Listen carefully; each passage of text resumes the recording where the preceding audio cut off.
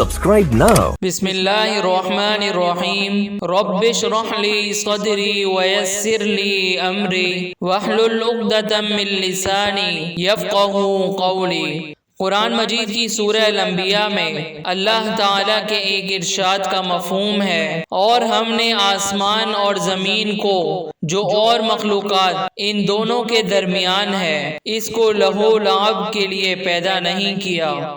कुरान मजीद की सूरह अल-अनकबूत में अल्लाह ताला के एक और इरशाद का मफ़हूम है, कह दो कि मुल्क में चलो फिरो और देखो कि इसने किस तरह खलकत को पहली दफा पैदा किया है, फिर अल्लाह ही पिछली पैदाइश पैदा करेगा। बेशक अल्लाह हर चीज पर कादिर है। कुरान मजीद की सूरह अल-आराफ में अल्लाह ताला के एक और इरशाद का मफ़हूम है, और उसी ने सूरज और चांद सितारों को पैदा किया, सब उसके हुक्म के मुताबिक काम में लगे हुए हैं। देखो सब मखलूक भी उसी की है और हुक्म भी उसी का है। ये अल्लाह रब्बुल आलमीन बड़ी बरकत वाला है। कुरान मजीद की सूरह लुक़मान में अल्लाह ताला के एक और इरशाद का मफ़हूम है, उसी ने आसमानों को सुतूनों के बगैर पैदा किया जैसा कि तुम देखते हो, और ज़मीन पर पहाड़ बनाकर रख दिए ताकि तुमको हिला हिला ना दे, और इसमें हर तरह के जानवर फैला दिए। और हम ही ने आसमान से पानी नाजिल किया, फिर उससे उसमें हर किस्म की नफीस चीजें उगाई।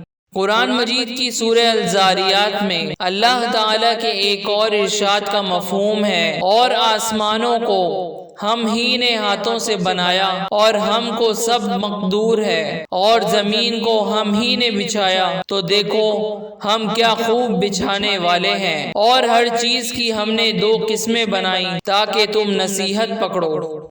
कुरान मजीद की सूरह मुल्क में अल्लाह ताला के एक और इरशाद का मफ़हूम है, वो अल्लाह जिसके हाथ में बादशाही है बड़ी बरकत वाला है, और वो हर चीज पर कादिर है। उसी ने मौत और जिंदगी को पैदा किया ताकि तुम्हारी आजमाइश करे कि तुम में कौन अच्छे अमल करता है, और वो जबरदस्त और बख्शने वाला है। कुरान मजीद की सूरह अल-आराफ में अल्लाह ताला के एक और इरशाद का मफ़हूम है, कुछ शक नहीं कि तुम्हारा परवरदिगार अल्लाह ही है जिसने आसमानों और जमीन को 6 दिन में पैदा किया, फिर अर्श पर जा ठहरा। वही रात को दिन का लिबास पहनाता है कि वो इसके पीछे दौड़ता चला आता है। नेकी की बातें दूसरों तक पहुंचाकर अपना दीनी फरीज़ा अदा करें, और हमारी हौसला अफजाई के लिए हमारे चैनल को ज़रूर सब्सक्राइब करें।